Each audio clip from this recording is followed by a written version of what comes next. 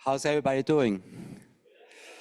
You had a good tour and a good lunch? I think people are still trickling in, but let's get going with the program. So good afternoon. It's my pleasure to again welcome you to Embry-Riddle Aeronautical University and to this meeting of the NSF-funded Industry University Cooperative Research Center Planning Grant in Aviation and Space Data Analytics. My name is Peter Hoffman. I'm a physicist and material scientist and the Dean of the College of Arts and Sciences here at ERAU. Just to tell a little bit about the College of Arts and Science here is the home of our data science program, also houses computational mathematics, human factors, aerospace physiology, engineering and space physics, astrophysics, homeland security and intelligence, global conflict studies, cybersecurity and communications. We are home to top research in a variety of areas, and our research accounts for a sizable portion of the entire research portfolio of our university. But now it is my pleasure to introduce our afternoon speaker. Robert S. Katz is an innovator and champion for cutting-edge space technology, who's worked with many government agencies and companies in areas ranging from cyberspace to outer space. He brings his extensive experience to entrepreneurs, startups, and students through his solutioneering framework.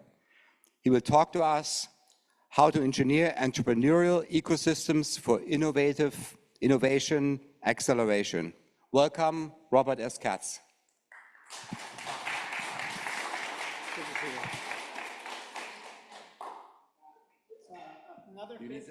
Okay, another physicist and head of arts and sciences. That's a man after my own heart. Thank you so much. It's really an honor, super honor to be here among so many wonderful, esteemed guests. Oh, time. You found a better speaker. Yeah, right. Thank you very much. Thank you very much. I mean, I didn't say anything wrong yet, so good reviews, I hope, right? I'm good? Okay, I want back my time. 10 seconds back on the clock. Mr. Chairman. So as I was saying, I'm really honored, I'm still honored to be here with so many wonderful esteemed guests. Welcome to Florida.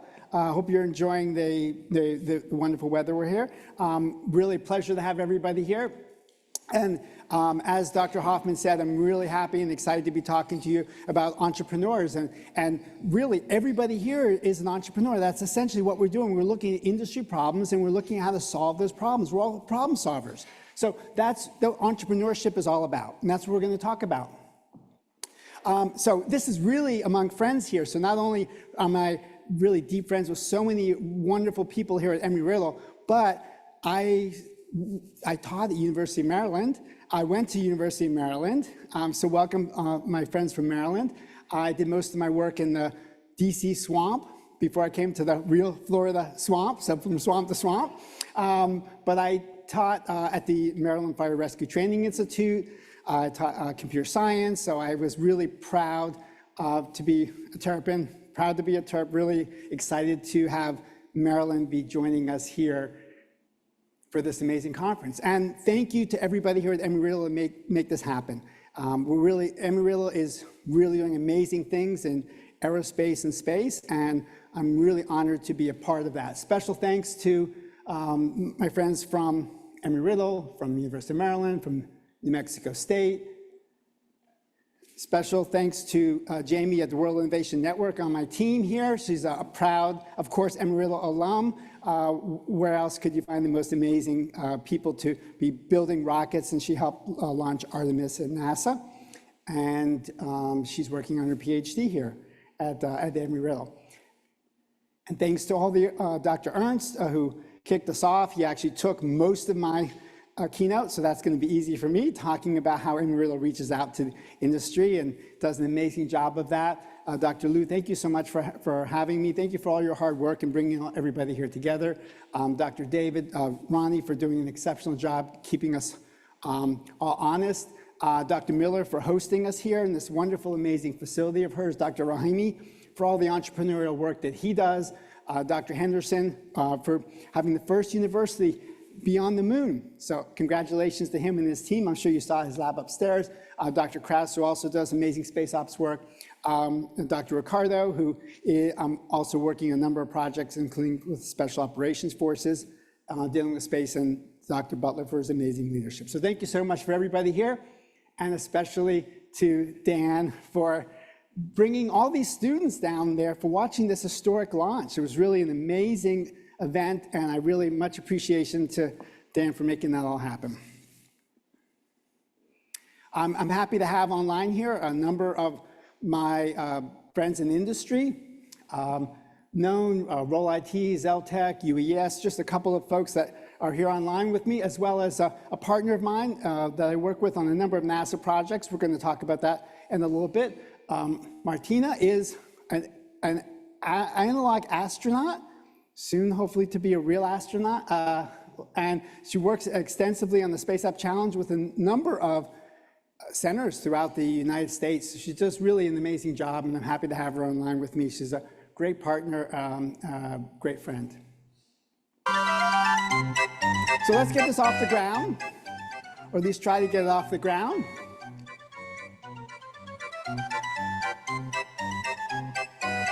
Well, maybe not quite off the ground. So let's see how we can try to change that in the next 25 minutes, which I have left. So let's talk about some centers of innovation.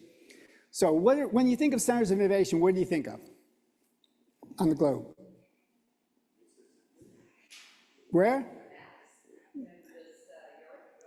Europe, okay. Well, how about here in the United States? Were any centers of innovation in our country? Any cities particularly? Silicon Valley, okay. Anybody? Any else? MIT, that's where I got my start at Lincoln Labs. All right, let's look at some. Anybody know where this is? Anybody want to buy a vowel? I'll give you a hint. Remember them? That was the hotbed of innovation, right? Do you know where that is? New Jersey. That when you think of innovation, you think of New Jersey, right? That's what everybody thinks of course. How about, okay, you guys didn't do too good on that try. We'll give you a second try. Here we go. So where's this? Anybody? Oh, very good. Excellent. Oh, it says there? Oh, you're cheating. Yes, GE. And where's that? Schenectady. Again, another hotbed of innovation, right? Well, maybe. Okay. Now, no cheating this time. Anybody? I'm sorry? Oh, no. Okay, give you a hint. Where? Rochester. Again, another hotbed of technology, right? Rochester, New York. Now you guess this one. No hints on this one, right? Detroit, right? General Motors, Detroit. So all these hotbeds of innovation, right? Or maybe so. One more. Where's this? You guys should know all this. I'll give you a hint, little hint.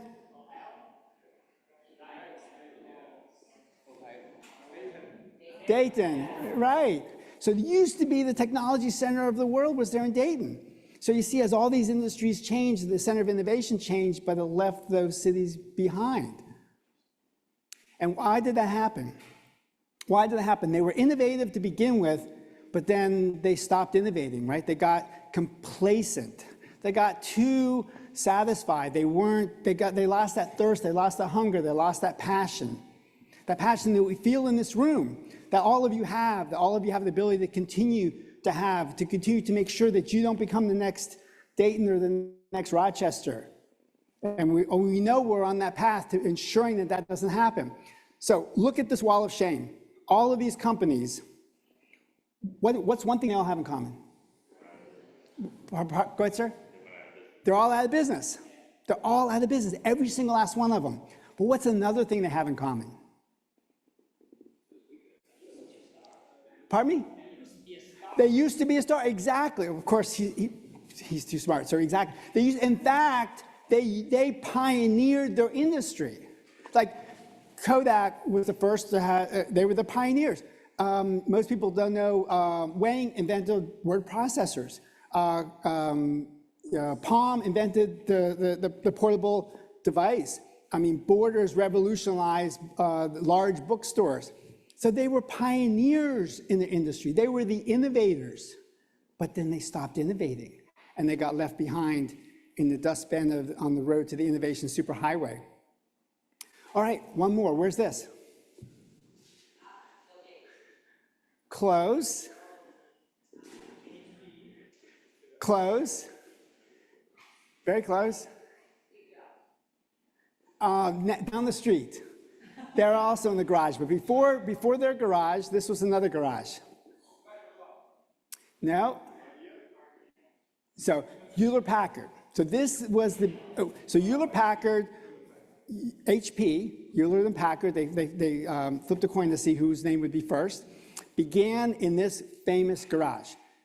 So essentially that entire innovation ecosystem began in this garage. Now, what were they building in this garage?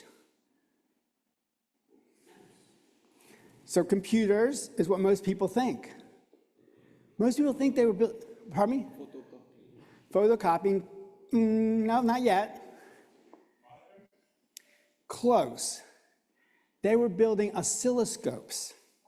They were building oscilloscopes for two major customers. One, ironically, was Disney, and two was for the government, because there was a need.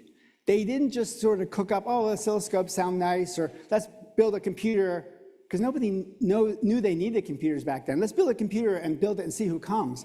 They built for a specific need. There was a specific market demand, a specific requirement, a specific customer that was either through industry or directly through the government that needed those oscilloscopes. So that's where that entire ecosystem in Silicon Valley began, from a need, from a requirement, from listening to the customers, not just sort of cooking up, oh, I have a dream, let me follow my dreams. Nobody cares about your ideas and dreams. Nobody cares. They care about problems being solved. I mean, you can follow your dreams if you want, but don't expect people that pay for it. Don't expect people to finance your dreams. Finance problem solving. So the government had problems. So anybody know where this is? So there's if you look at the hangar back there, that Moffett, did you say Moffett? Yeah, that's Moffett Field, exactly. So the government went there, the Navy went there, and then industry followed to build an industrial base to support them. And then what grew up then around then Silicon Valley, right? And then you had they had universities and academia serving and providing research to the large industry giants there and helping them solve those problems. And then from that, Silicon Valley flourished. But it didn't happen by following your dreams. It didn't happen by saying, oh, I want more dog walking apps, or I want more, more ways to order food. It came from problems that needed to be solved. And then the government came and provided infrastructure to be able to then support all those entrepreneurs that grew up from that. And this, what the infrastructure did they create? The internet. The internet, not the real highway, but the information superhighway. And then from that, right there at Moffett Field, NASA grew. And then you have Silicon Valley. So most people, when they think of Silicon Valley, what do you think of? You think of, oh, follow your dreams, entrepreneurs. I can make more cat facial recognition systems or more cat videos or something like that. But it all began on solving problems. And they have to keep it that way. We have to keep that focus on problem solving, solving what industry needs to have done, that our government needs to have done to be able to keep our country safe and keep our freedoms that we all enjoy, so that we can have companies that make dog walking apps. But basically it gets back to be able to be having the freedom to be able to do that. So let's look back at some of those companies both startups and large companies that don't exist anymore. So what were some of the reasons you think that they failed, that they collapsed? Yes? They don't solve real problems. Oh, you're cheating, you're sneaking ahead. Exactly. They're not solving real problems. But that's not what they say they fail. So what they say is, oh, we don't have product market fit. Oh, we ran out of cash. Oh, we didn't have the right team. We got out-competed. We had cost issues, right? Unfriendly product. All these excuses. But all these boil down to the same thing. People don't want what you have because you're not meeting a need. I guarantee you, if there's a really hot need for what you have, like they go away. Those problems go away. The team issues go away because people would be dying to work for you to be able to help solve your problem. People will be throwing money at you, right? Because those big companies that you saw, they didn't want to go out of business. They didn't want to become extinct like the dinosaurs. They wanted to survive. So if they see that you have a way to help them survive, they'll be throwing money at you. They'll be helping provide you with team and support and infrastructure. We need to focus on solving problems. Does anybody know who he is? He said it best. He said better than I can. Frank McCovey. There's only, and out of the 7 things he said, there's only one you have to remember. Anybody know what that is? So think about problem solving. Begin with the end in mind. So you don't just build something and say, oh, they're going to come, they're going to love it, follow your passion, follow your ideas. No, you start by what's the problem I want to solve, and then you build the product, you're working, building your team, everything towards solving that problem. And we have so many problems that need to be solved. Like you don't have to invent an idea for a startup. You don't have to invent something to be entrepreneurial in, because there's so many areas that we need to protect. The world is getting so much more complex. We're becoming so dependent, overly dependent on our interconnected digital world. So these are, anybody know what this represents? So these are the DHS critical infrastructure sectors. Now, ironically, of all the critical infrastructures, the one most important to me, is space, is not part of that. I'm working on trying to change that to have it added. Not only is it not itself listed as a critical infrastructure, but how many of those existing sectors does have a dependency on space infrastructure? The majority, everything I say is a trick question, by the way, just in case you haven't figured it out. Everything is a trick question. So the majority, if not all of them. All the other sectors, in some way, shape, or form, use GPS, use navigation, use timing, use communication systems, right? Even if your communication device isn't talking through a satellite, it's somehow using a satellite in some manner. Everything that we do is interconnected by the technology that all of you are working to improve. So the work you do is so critical, and listening to the problems that not just your immediate customer has, but that all of these sectors have, that you have the ability to change and to make a difference in, matters so much. Okay, next group. Who here is familiar with the United Nations Sustainable Development Goals? Okay, and these are all the way across the board from poverty to climate to land, sea, and air, but not space. So there's a missing link where we're not addressing the sustainability in our exploration of space. And again, I'm working on changing that as well.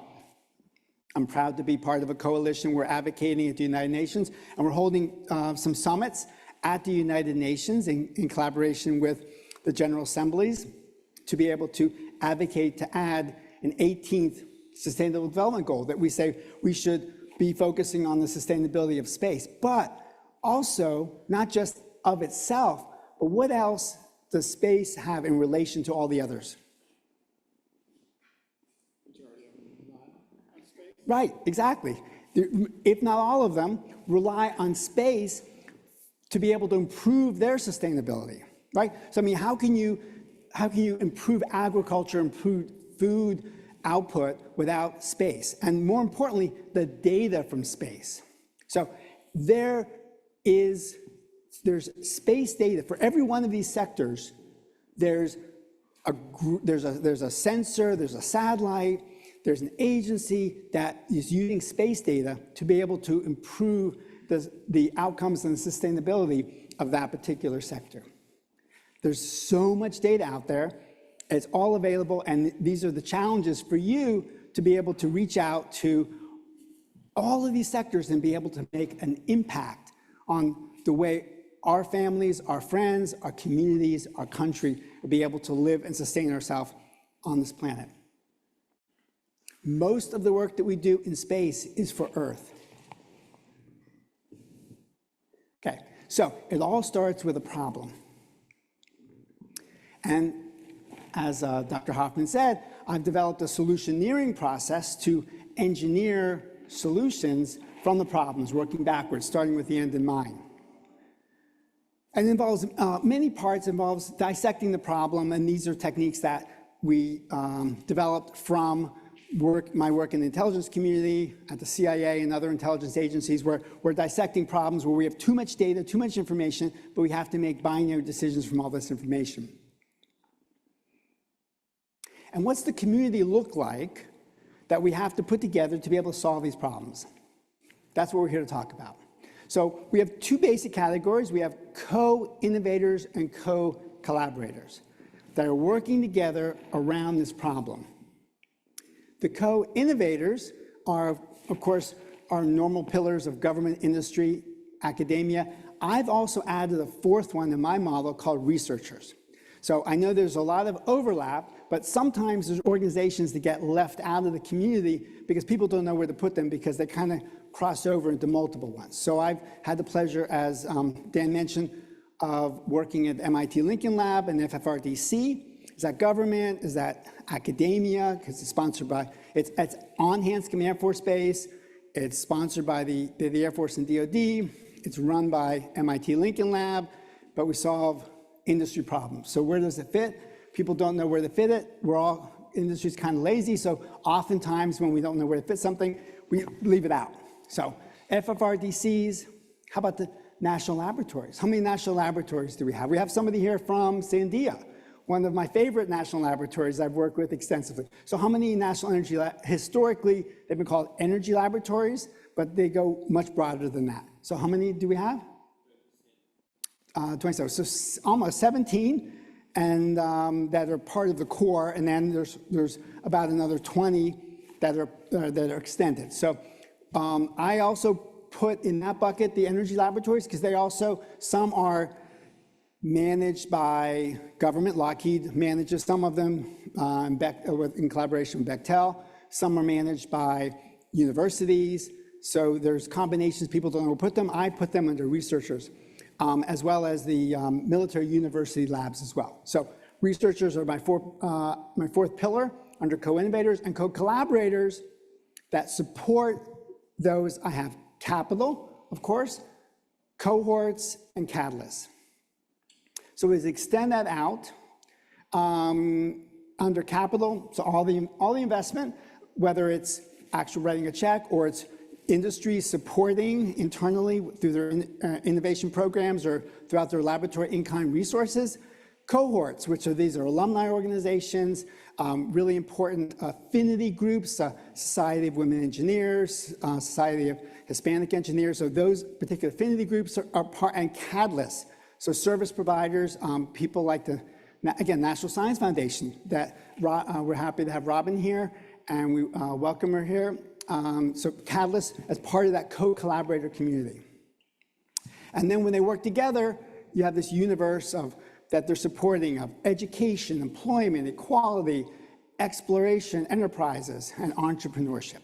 They all grow from this collaboration that we have. So we have a problem-centric approach, right? Not ideas, not follow your dreams, solving problems. We all want to be problem solvers. So then we have a rich ecosystem that builds up around it.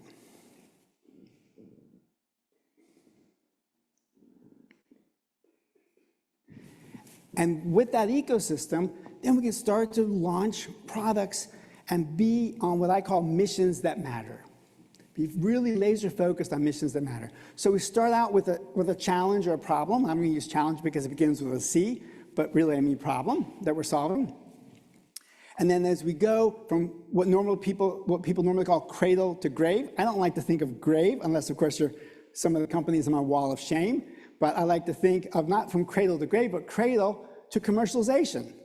Because we start off with a problem, the problem then turns into our solution, and then as we go down the path of improving our solution, working with the community, looking at competition, looking at our connectiveness, addressing cybersecurity, creating value, crafting different models and career sourcing, eventually we'll have commercialization.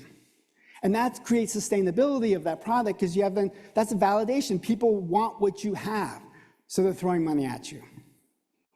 And everybody here is an entrepreneur, everybody. We want that mindset to start from even before you walk into your first day of the university, that you can solve problems, and that could be something that can support you the rest of your life.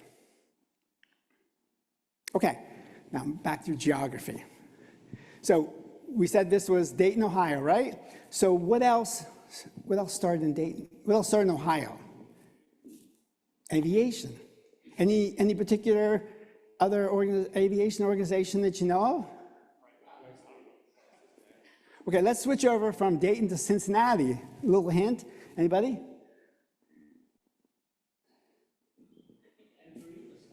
Oh, he's too very smart. Embry-Riddle started in Ohio, right? But why aren't they in Ohio anymore? Because they didn't get complacent. They didn't get complacent. They saw opportunity in Miami, right? And they moved to Miami because they saw Latin America opening up. And they said, well, how are we going to get Latin America? I mean, we could take boats, so that's going to take a while. There's opportunity, there's a need, there's a requirement. We're going to follow that need, we're going to service that need, and the rest is sort of history. They went down to Miami, and they began to service the requirements there. They also serviced the need during wartime of being able to train our pilots and our aviators in massive numbers. They saw that need, they followed the need, they got ahead of it, they anticipated. They said, we had World War I. If there's a World War II, we hope there isn't, but if there is, we want to help our country win it.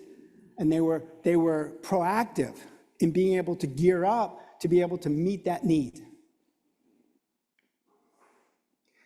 So we need to constantly be transforming ourselves. We need to be constantly innovating, constantly disrupting ourselves.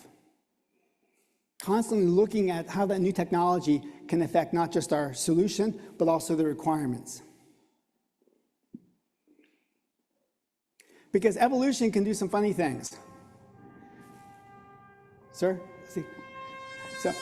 So the tools that we use to get smarter and stronger are really important for building our knowledge, for building our capacity. But in addition to those tools building our capacity, they can also start to build our complacency.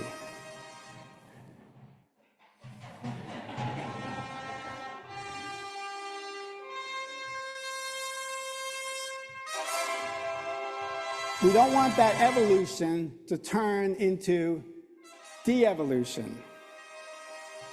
So we're all here today to make humans human again. And we can outsource our computational capacity, we can outsource our transportation, but we can't outsource our thinking and we can't outsource our innovation. So, back to innovation. Didn't quite get off the ground, but what did get off the ground? These were insiders. They said, oh, we're in the car industry. We can just make a car that flies. We just put a windmill on it and it's going to fly. But it didn't fly. Instead, what flew? People from the outside came in. And they said, oh, we have an idea. We have a solution. There's a need. There's a requirement. But we can solve that by thinking outside the gearbox.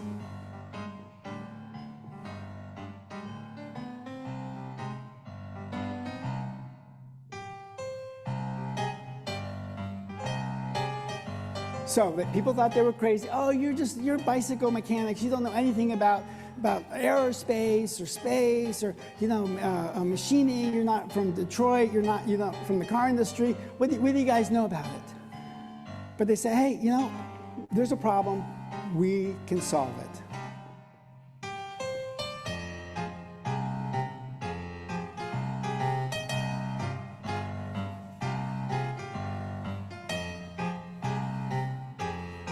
And they were persistent, and they overcame hurdles, and eventually it flew.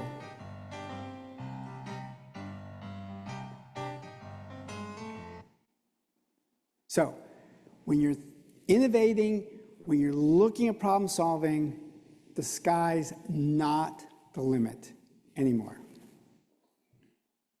So thank you very much. I really appreciate the honor of being here and getting to speak to you, but most importantly, getting to meet all of you. So thank you so very, very much.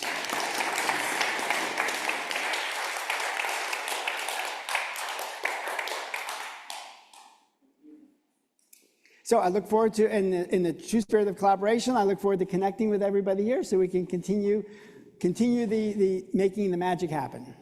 Thank you so much.